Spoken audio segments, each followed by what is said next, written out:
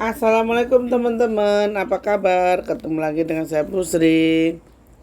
Semoga kalian selalu sehat walafiat ya, selalu dalam lindungan Allah, selalu diberikan kemudahan, keberkahan, keselamatan serta kebahagiaan oleh Allah Subhanahu wa taala. Amin amin ya rabbal alamin. Terima kasih semua untuk subscribe, like dan komennya. Banyak cerita mistis yang terjadi teman-teman. Hal-hal gaib itu mau kita percaya yang nggak kelihatan, kalau nggak dipercaya hal itu ada. Jadi dua sisi ini yang terkadang membuat orang itu ini ceritanya bener apa enggak kayak gitu. Tapi gimana ya, mau saya bilang percaya apa enggak kan nggak kelihatan ya teman-teman, nggak kelihatan. Saya juga nggak bisa membuktikan secara nyata iki loh ini, cuman mungkin sekelebatan atau itu ada mungkin ya, seperti halnya yang terjadi pada cerita kali ini kasusnya itu orang yang ditabrak kereta teman-teman. Jadi mencari tubuhnya yang hilang. Jadi ceritanya itu di kampung saya sebelah. Jadi kampung saya itu berada di dekat jalan raya dan jalur kereta api teman-teman. Nah di situ itu dulu sebelum dipasangin portal itu sering banget itu namanya kecelakaan itu loh teman-teman. Kecelakaan terus ya antara kesengajaan dan tidak sengaja itu sering banget, hampir tiap tahun tuh pasti ada 2 atau sampai 3 kali kecelakaan teman-teman. Nah kecelakaan yang terakhir ini korbannya ini tidak jauh dari kampung, waktu itu sore jam 3. Kan kalau kereta bunyiin klakson kereta tuh kedengaran sampai rumah saya tuh kedengaran gitu. Itu udah pasti ada tabrakan kereta. Kita langsung lari ke sana teman-teman. Kita ngelihat di tempat itu sudah banyak orang. Terus ini badannya ini bercecer, pokoknya udah nggak berbentuk badan lagi, Saya ini orangnya kan penasaran ya teman-teman. Saya itu orangnya penasaran. Saya kalau ngelihat orang kecelakaan gitu ataupun orang meninggal, kalau saya nggak ngelihat mukanya itu, saya malah malam itu seperti didatengin gitu loh. Perasaan saya itu seperti itu. Tapi kalau saya udah ngeliat mukanya itu kayak nanti malam misalpun didatengin, oh ya berarti ini yang tadi malam tadi pagi gitu loh. Nah saya tuh karena banyak orang yang lihat kan, saya tuh nusurin ini teman-teman. Kan kalau di sawah itu ada namanya galengan kan, galengan itu. Saya sepanjang jalan galengan ini berjalan. Saya tuh ngeliat itu satu putih itu loh teman-teman. Putih itu saya liatin itu apa ya? Orang-orang nggak ada yang lihat di situ teman-teman, belum ada yang lihat. Terus saya liatin, saya datengin. Itu tuh ternyata paha teman-teman, bagian pahanya dia itu jadi putih itu, maksudnya tuh ya kulitnya tuh kelihatan gitu loh. Terus dagingnya tuh kayak daging mateng kegiles gitu loh. Itu hanya paha doang, paha. Terus saya berteriak gini, Pak, iki lho Pak, pahane ning kene Pak, pupune ning kene sikilin. Terus orang-orang tuh, "Lah, jangan diambil, emang kamu berani?" "Enggak sih Pak, nih Pak, pahanya." Jadi itu mencelatnya itu, pahanya itu mungkin ikut kegesek roda itu kali ya teman-teman, hampir sekitar 4 meteran dari lokasi persnya ini. Nah, setelah itu saya itu pikirannya gini, ini pasti ada salah satu tubuh yang nggak maksudnya nggak lengkap ini, pasti ini, soalnya ngelihat dari ceceran tubuhnya yang terpotong-potong itu kan sangat jauh. Jadi kepala itu ada di dekat portal, terus badan jadi kayak apa ya, hati apa tuh teman-teman. Jadi emang benar-benar hancur tubuhnya itu. Nah, terus saya tuh kepikiran gini, lihat itunya lah, lihat kepalanya lah.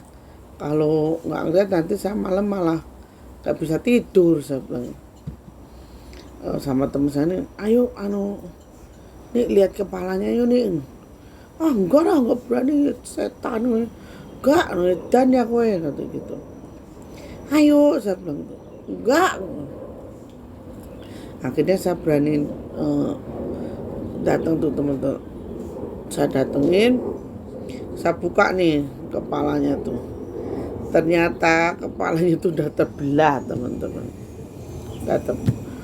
Saya langsung di situ saya muntah-muntah, muntah-muntah karena ngelihat itu apa namanya, otaknya itu. Terus saya perjalanan pulang. Nah, malamnya nih teman-teman, malamnya saya tuh nggak bisa tidur karena tadinya udah pikiran saya tuh kalau ngeliat mukanya itu udah kan, mukanya kan kecilnya hancur kan, orang terbelah gitu. Terus saya tuh nggak bisa tidur malam tuh, kelisian aja, kalau orang Jawa tuh bilang tuh kelisian. Terus jam 1:30 itu kayak ada orang tuh jalan tuh srek kayak orang nyapu tuh loh, kayak orang nyapu itu srek. Akhirnya saya tambah takut lagi. Takutnya tuh gini, wah ini jangan-jangan yang tadi pagi itu. Tapi saya yakinkan diri saya, enggak, bukan dia. Nah, terus saya kan di kamar. Jam 3 pagi kurang seperempat itu ada orang tuh ketok-ketok jendela. Tok jendela saya kan kacanya kaca naku itu loh teman-teman. Tok gitu. Terus kan bisa dibuka ya. Nih. Woi, siapa? Gitu. Gak ada jawaban.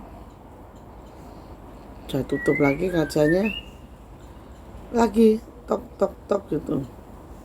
Terus saya kan jadinya emosi ya teman-teman, udah jam segitu belum tidur kan. Saya buka, nggak ada. Saya keluar teman-teman, saya keluar kamar, terus itu tuh bunyi tok. Kalian tahu nggak siapa dia? Itu ternyata genderuwo teman-teman. Genderuwonya ngetokin pintu saya itu, ngetokin jendela itu genderuwo. Nah, setelah itu saya bilang ini, woi gitu. Kan mau saya kejar, dia udah ngilang. Terus karena saya nggak bisa tidur, sampai subuh itu nggak bisa tidur, saya kan zikiran di luar rumah. Kalau saya itu kalau nggak bisa tidur, saya zikir di rumah. Di luar rumah itu. Jadi pas saya zikir itu tiba-tiba itu ada sekelebatan orang itu jalan terus berhenti di pohon pete. Saya kan ada pohon pete. Saya liatin, ini perempuan, ini perempuan ini. Terus saya mikirnya, jangan-jangan yang tadi pagi nih mau masuk ke rumah, udah jam segitu maksudnya. Pada akhirnya saya niatin saya deketin dia teman-teman, saya deketin dia. Terus saya bilang, kamu siapa? Saya bilang, apakah kamu yang tertabrak tadi pagi?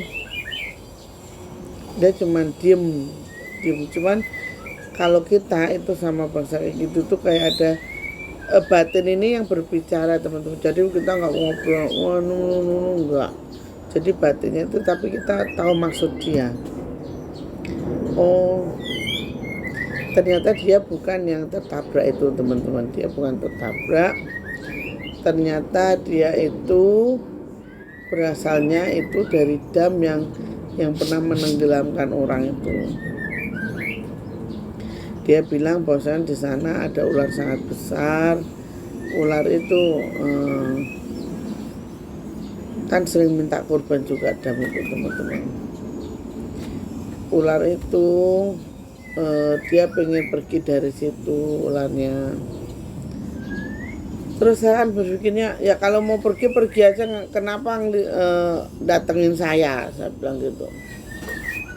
Terus dia bilang kamu besok harus ke sana karena ular itu akan memberikan sesuatu gitu. Akhirnya 3 hari setelah ditemuin itu saya datengin tempat dam itu teman-teman. Datengin dam itu memang ada pohon ringin kecil lah. Itu biasa buat nyanggar nomor. Kalau orang-orang di kampus saya itu nyanggar nomor. Dulu kan zamannya cap jikia itu loh. Mereka kalau nyanggar nomor di situ pasti dapat teman-teman, dapat. Akhirnya saya datangin ke situ. Saya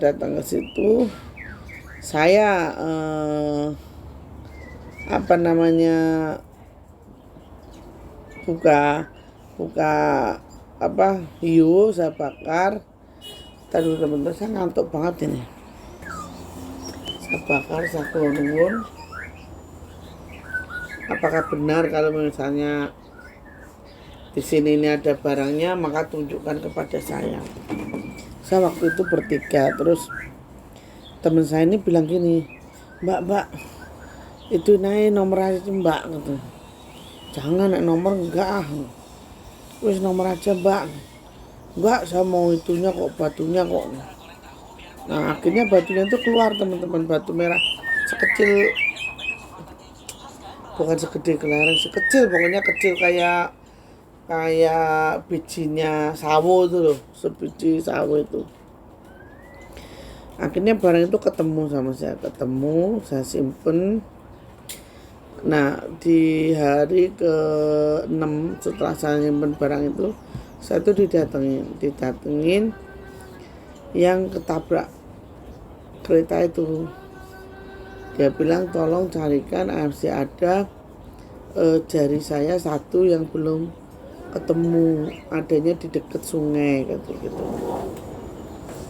Akhirnya ya nggak mau saya harus cari. Orang saya berkata bahwa saya akan bantu kan. Saya cari teman-teman, saya cari itu.